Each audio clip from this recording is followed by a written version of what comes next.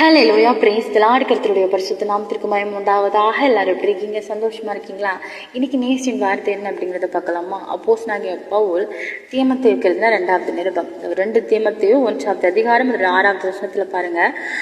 இது நிமித்தமாக நான் உன்மேல் என் கைகளை வைத்ததினால் உனக்கு உண்டான தேவ வரத்தை நீ அனல் மூட்டி எழுப்பி விடும்படி உனக்கு நினைப்பூட்டுகிறேன் அப்படின்னு பவுல் சொல்றாரு. இந்த நாள்ல இந்த வீடியோ பார்த்து கொண்டு இருக்கிற அன்பான தேவனுடைய பிள்ளைகளை, இன்னைக்கு உங்களை பார்த்து கர்த்தர் சொல்கிறார், மகனே மகளே, உனக்கு உண்டான தேவ வரத்தை நீ அனல் மூட்டி எழுப்பி விடும்படி நான் உனக்கு என்ன செய்கிறேன், நினைப்பூட்டுகிறேன் என்று. இன்னைக்கு நம்மளுடைய வாழ்க்கையில் நம்ம ஒவ்வொருத்தருக்கும் கர்த்தர் ஒரு தேவ வரத்தை என்ன செய்கிறார், வைத்திருக்கிறார், கொடுத்திருக்கிறார். இன்னைக்கு அந்த வரத்தை நம்ம என்ன பண்றோம், பயன்படுத்துகிறோமா, பிரயோகிக்கிறோமா அப்படிங்கிறத சிந்தித்து பார்க்கணும்.